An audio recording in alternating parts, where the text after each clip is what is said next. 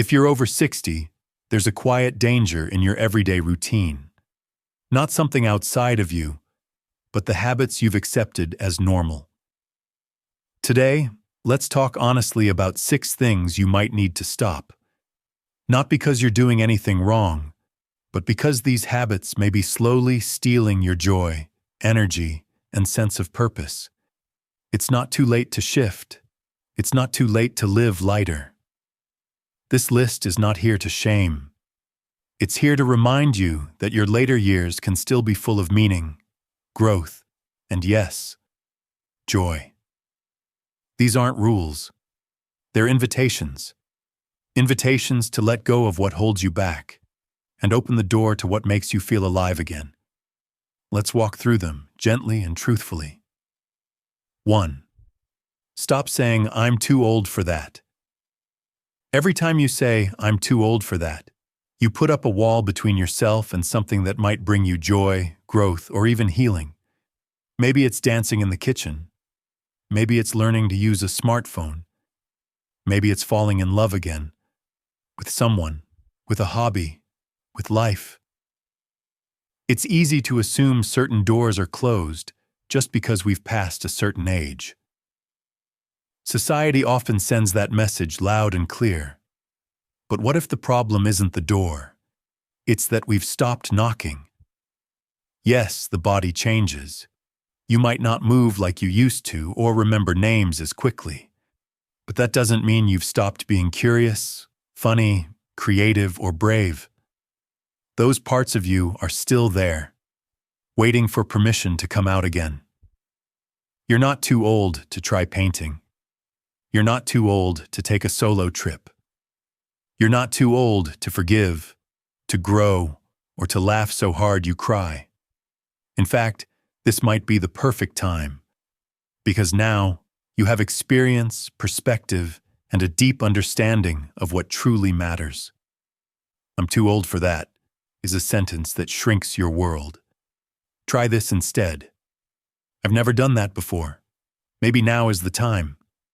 Because the truth is, you're not too old. You're too alive to live small. 2nd stop. Isolating yourself. Isolation doesn't always look like sitting in a dark room alone. Sometimes it looks like routine. You wake up, make your tea, maybe check your phone or watch TV, and before you know it, the sun sets, and you haven't spoken to a single person all day. It happens slowly. You tell yourself it's fine, that you're used to the quiet. You might even say, "I enjoy being alone," and maybe you do to a point. But here's the truth. Even the most independent hearts need connection. After 60, friendships change. Some people move away, some are lost to time. Family gets busy, and it can feel like the world has gotten quieter around you. But that silence, left too long, can become a weight. Your soul still needs conversation, laughter, a voice that says, "I see you." Even a simple exchange at the grocery store or a warm hello from a neighbor can brighten your spirit more than you realize. You don't have to go out to a loud party, but you can join a small group at your local library. Call someone you haven't spoken to in a while. Send a postcard. Ask your grandchild to teach you how to use FaceTime. Start small. Start today. Because loneliness is not just sadness. It can affect your health, your memory, your very will to live. And the antidote is connection, intention. A hand reaching out, even virtually, that says, "I'm still here." So stop isolating yourself. The world still needs your voice. Someone is waiting to hear it. And remember, connection isn't weakness. It's one of the bravest, healthiest things you can seek. 3rd, stop holding on to things and people who no longer serve your peace. Letting go doesn't mean forgetting. It doesn't mean you're cold or ungrateful or heartless. It means you've finally decided that your peace matters too. Many of us were raised to hold on, to keep things just in case. to stay loyal no matter the cost, to endure, even when it hurts. But there comes a time, and maybe that time is now, when holding on does more damage than release ever could. Look around your home. Is there something that brings a heaviness to your chest when you see it? An old photo? A gift from someone who left your life in a painful way? A closet full of things that belong to a version of you that no longer exists? You're allowed to let it go. Look into your heart. Is there someone in your life who drains your energy, who never shows up, who only takes but never gives? A relationship that feels more like walking on eggshells than walking beside a friend. You're allowed to step away. Letting go isn't giving up. It's making room for light, for calm, for people and memories that uplift instead of exhaust you. You've carried a lot through the years. Some of it built you, some of it broke you. But not all of it needs to come with you now. This next season of your life deserves to be lighter, freer, quieter in the best way. You don't need to justify your peace. You only need to protect it. 4. Stop ignoring your body's whispers. Your body doesn't shout at first. It whispers. A dull ache in your lower back. A little shortness of breath when walking uphill. That feeling of being just a bit off, but not enough to stop what you're doing. And so, you don't. You push through.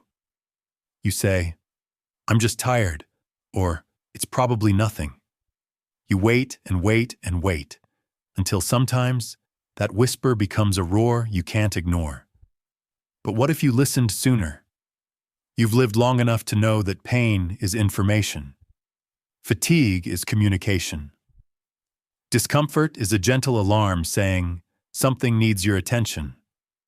And yet, many of us were taught to tough it out, especially in older generations, where rest was seen as laziness and asking for help was weakness. But now, after 60, that mindset can quietly hurt you. Not because you're fragile, but because your body needs a different kind of love than it did at 30. Rest is not a luxury. It's a responsibility. Getting checkups is not overreacting. It's prevention. Stretching in the morning, drinking enough water, saying no to things that overextend you. These are not signs you're getting old. They're signs you're getting wise. Don't wait for the emergency. Listen to the signal. Respond with care, not fear. Because your body has carried you through so much, and it's still here asking gently, will you finally listen to me now? 5. Stop believing your best days are behind you. Somewhere along the road, maybe after retirement, or after the kids moved out, or after a few losses, you might have started to believe that the best parts of life have already come and gone. It's an easy thought to fall into. Memories of weddings, vacations, career milestones, and young laughter can feel so distant that the present seems quiet, maybe even a little empty. But here's the truth. Just because the scenery has changed doesn't mean the journey is over, and it certainly doesn't mean the best moments can't still be ahead of you. Now you have time, perspective, freedom. You get to slow down and notice beauty others rush past. You get to speak your mind without worrying what others think. You get to wake up and ask yourself, what would bring me peace today? And actually have time to do it. People find new purpose in their 60s, 70s, even 80s. They write books, they start gardens, they reconnect with long-lost friends, they fall in love again, with life, with people, with themselves. You are not finished growing. You are not done becoming.